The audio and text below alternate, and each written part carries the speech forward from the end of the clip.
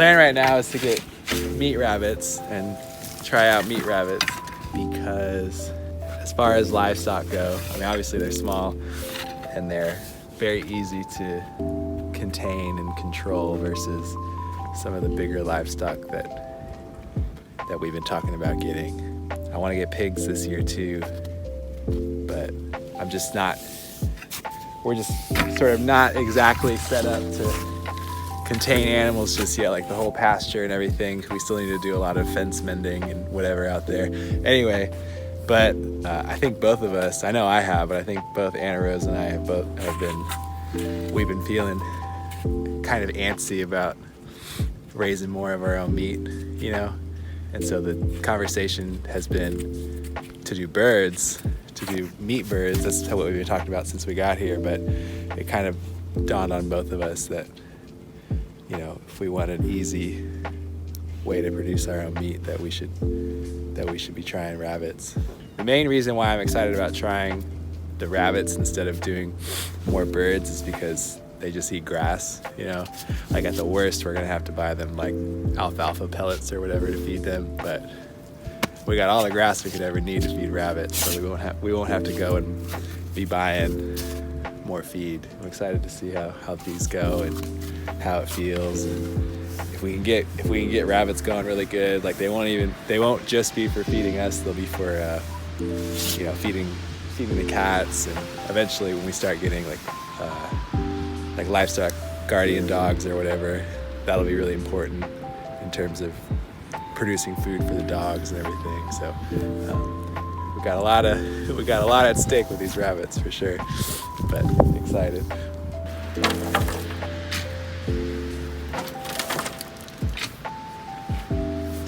Good old mulch from the dump.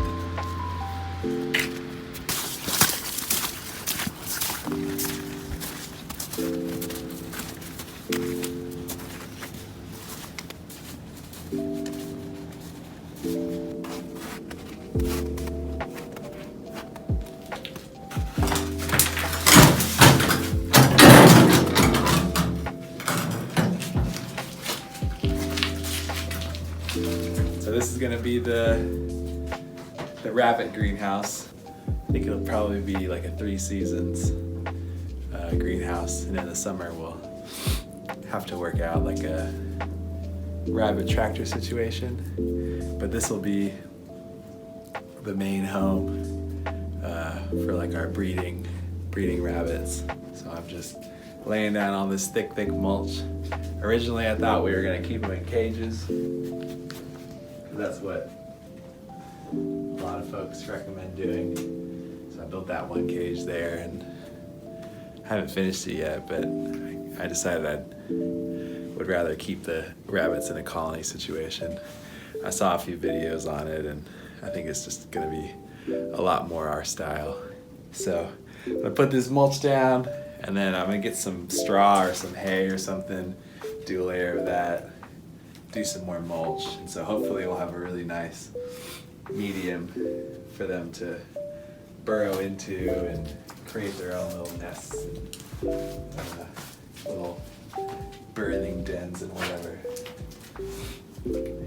And then it's still a greenhouse also, so up here built these tables, so we'll do the seedlings up on the tables over the rabbits. So you get a two for one with this greenhouse. Actually 3 for 1, because I still want to try growing grapes in here too. Grow like grapes on a trellis on the ceiling.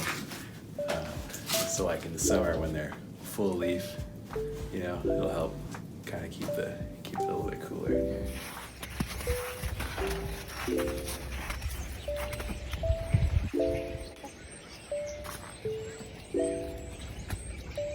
What do you think? Looks good. Well, started assembling the chicken greenhouse today.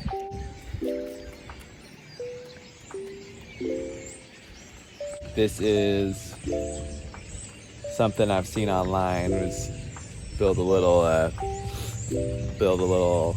like high tunnel for your chickens and do hot compost piles inside during the winter. You know, we just went through that really cold spell, And the chickens did fine. They did okay, but they definitely weren't happy. Hey, quit eating that. Come on, go. Go. Go. He's eating my shrimp. It's a chicken shrimp. She wants to enjoy the seafood buffet. All you can eat. Anyway, they did okay. I mean, there was pretty good frostbite on their combs and wattles and whatnot. But other than that, you know, what I read was that none of that is life-threatening to them. It's just they might be uncomfortable and those appendages might fall off. We'll see. But they definitely weren't thriving during the cold. And I didn't really feel right about locking them up in the dark all day because we don't have a light in there. So decided to try this. So this will give them someplace to go during the day on really cold days or really rainy days that will have a lot of light. You know, it'll be skinned with greenhouse plastic and it'll have nice warmth from the compost, and it'll have lots of chicken treats and stuff like that from the scraps and stuff that we put in there. So yeah, hopefully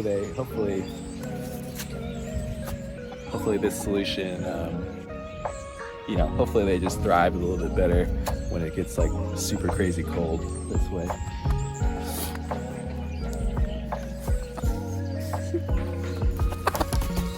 Well, you're all up in our business. I didn't necessarily want to do this because I'm not trying to like build a bunch of buildings out here. This way. The lifetime on the greenhouse plastic is only like 3 years, which That's lame. yeah. And I'm not really a huge fan on like active composting, doing hot composting, because you gotta come out and turn it and do all that. But The chickens do it for you, don't they? yeah, they do. But you gotta like fork it for them. You know, you gotta give them new stuff to pick through, or else they lose interest. Well, you're already out here all the time forking for them anyway. Yeah.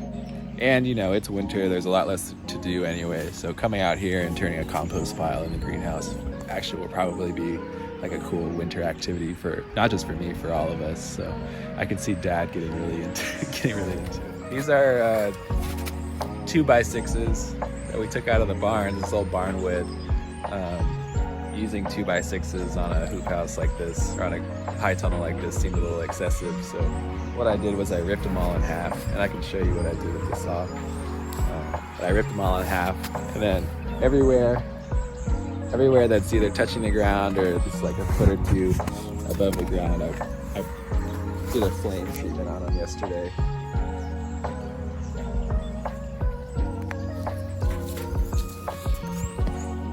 That one, that one's pretty janky. What are you gonna do about it? Let's see. Anyway, the charcoal, anywhere that is burned like that, it's harder for water to get in, it's harder for bugs to get in, it rots slower. At least that's what they say, supposedly. Like I said, the lifetime on the plastic is like 3 years. So if I can get 3 years out of all this lumber, I'm perfectly happy. And then once we get to that point, once this thing starts falling down, I think we'll be in a place where I don't think we want this anymore. So like, come spring, once the grass starts growing again,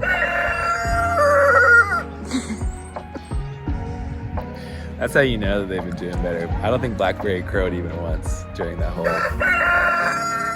week and a half of sub-zero temperatures. Yeah. So he's definitely feeling better, even though his comb still looks much better.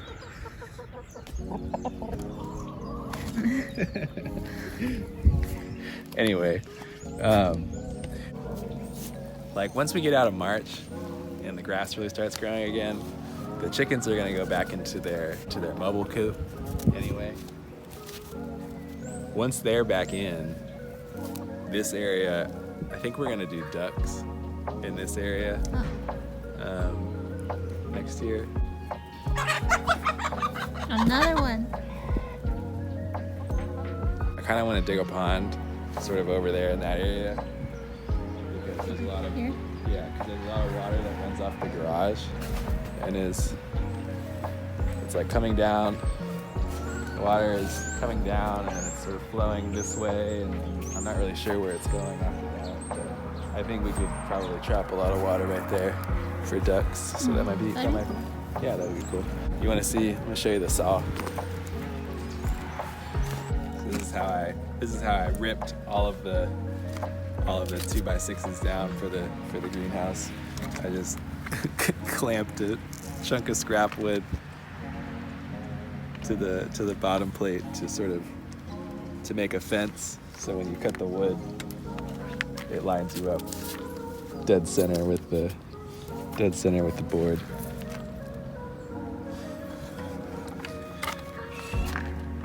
So that worked pretty well.